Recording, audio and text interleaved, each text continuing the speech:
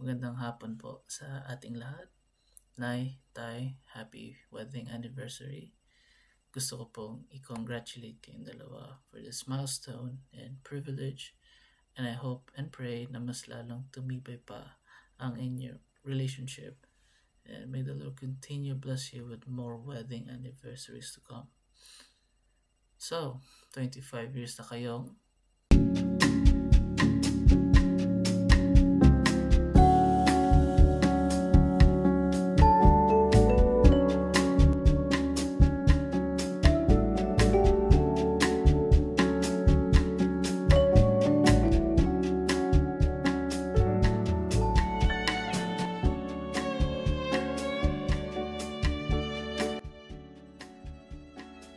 the correct answer is A, nagmamahalan.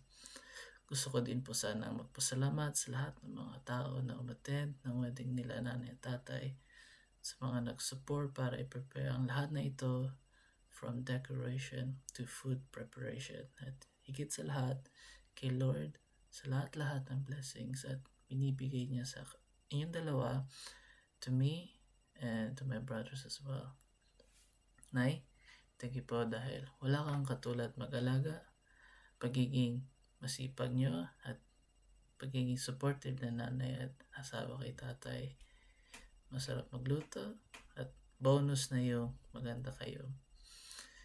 Tay, thank you din po dahil like nanay, hands-on din kayo, providing us with good wisdom and being a proactive leader to the family. Di man ako nandyan physically para makating ng wedding nyo. Babawi na lang ako once mag-reunion tayo sa Philippines end of year.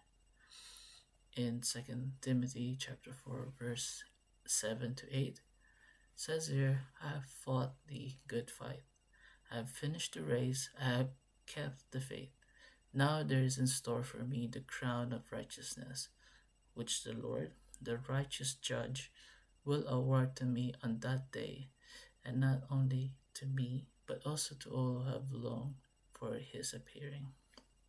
Likewise, may the Lord keep the two of you faithful and loving to each other, and more importantly, to finish the race being faithful to our Lord.